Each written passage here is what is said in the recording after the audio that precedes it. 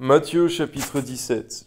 6 jours après, Jésus prit avec lui Pierre, Jacques et Jean, son frère, et il les conduisit à l'écart sur une haute montagne. Il fut transfiguré devant eux, son visage resplendit comme le soleil, et ses vêtements devinrent blancs comme la lumière. Alléluia. Et voici Moïse et Élie leur apparurent, s'entretenant avec lui. Pierre, prenant la parole, dit à Jésus, Seigneur, il est bon que nous soyons ici. Si tu le veux, je dresserai ici 3 tentes, une pour toi, une pour Moïse et une pour Élie. Comme il parlait encore, une nuée lumineuse les couvrit. Et voici, une voix fit entendre de la nuée ces paroles.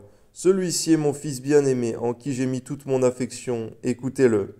Lorsqu'ils entendirent cette voix, les disciples tombèrent sur leurs faces et furent saisis d'une grande frayeur. Mais Jésus, s'approchant, les toucha et dit, Levez-vous, n'ayez pas peur.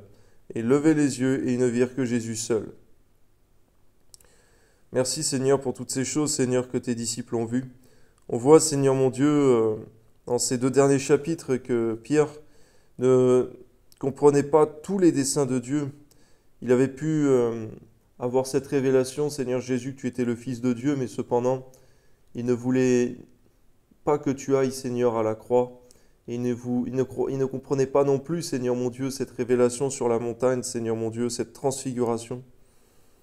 Et on voit un homme complètement différent, complètement changé après la Pentecôte. Merci Seigneur, parce que la personne de ton Esprit Saint, Seigneur, lorsque tu nous baptises du feu de ton Esprit, Seigneur, nous ne sommes plus la même personne, mais nous sommes changés. Que ton nom soit béni, Seigneur, à toi soit la gloire, Père très saint. Merci parce que lorsque tu nous consacres, Seigneur, nous ne sommes plus les mêmes personnes. C'est ton Esprit qui nous change, Seigneur. À toi soit la gloire, Père très saint, parce que tu nous délivres du péché, de la mort et du séjour des morts. À toi soit la gloire, Père. Amen.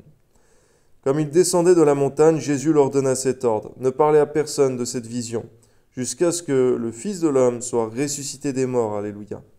Les disciples lui firent cette question. Pourquoi donc les scribes disent-ils qu'Élie doit venir premièrement? Il répondit, il est vrai qu'Élie doit venir et rétablir toutes choses. Mais je vous dis qu'Élie est déjà venu, qu'ils ne l'ont pas reconnu, qu'ils l'ont traité comme ils l'ont voulu. De même, le Fils de l'homme souffrira de leur part. Les disciples comprirent alors qu'il leur parlait de Jean-Baptiste. Lorsqu'ils furent arrivés près de la foule, un homme vint se jeter à genoux devant Jésus et dit, « Seigneur, aie pitié de mon fils qui est lunatique et qui souffre cruellement. Il tombe souvent dans le feu et souvent dans l'eau. Je l'ai amené à tes disciples et ils n'ont pas pu le guérir. » « Race incrédule et perverse, répondit Jésus. « Jusqu'à quand serai-je avec vous? Jusqu'à quand vous supporterai-je? Amenez-le-moi ici. » Jésus parla sévèrement au démon, qui sortit de lui, et l'enfant fut guéri à l'heure même. Merci Seigneur mon Dieu pour ton autorité, Seigneur mon Dieu, qu'aussi tu nous as donné, Seigneur, pour chasser les démons. Toi soit la gloire, Père. Amen. Alors les disciples s'approchèrent de Jésus et lui dirent en particulier, « Pourquoi n'avons-nous pu chasser ce démon? C'est à cause de votre incrédulité, leur dit Jésus. Je vous le dis en vérité, si vous aviez de la foi comme un grain de sénévé, vous diriez à cette montagne, transporte-toi d'ici là, et elle se transporterait. Rien ne vous serait impossible, mais cette sorte de démon ne sort que par la prière et par le jeûne.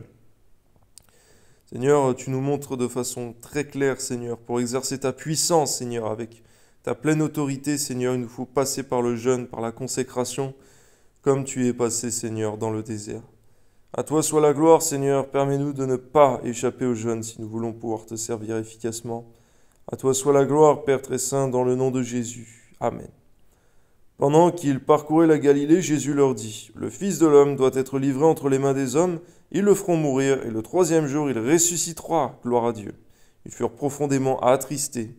Lorsqu'ils arrivèrent à Capernaum, ceux qui percevaient les 2 drachmes s'adressèrent à Pierre et lui dirent, « Votre maître ne paie-t-il pas les 2 drachmes ?» « Oui, lui dit-il. » Et quand il fut entré dans la maison, Jésus le prévint et dit, « Que t'en semble, Simon?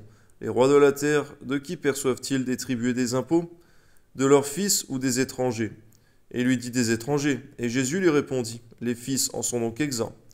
Mais pour ne pas les scandaliser, va à la mer. Jette l'hameçon et tire le premier poisson qui viendra. Ouvre-lui la bouche et tu trouveras un statère. Prends-le et donne-le leur, pour moi et pour toi. Amen. Merci Seigneur mon Dieu pour la sagesse que tu nous montres, Seigneur mon Dieu.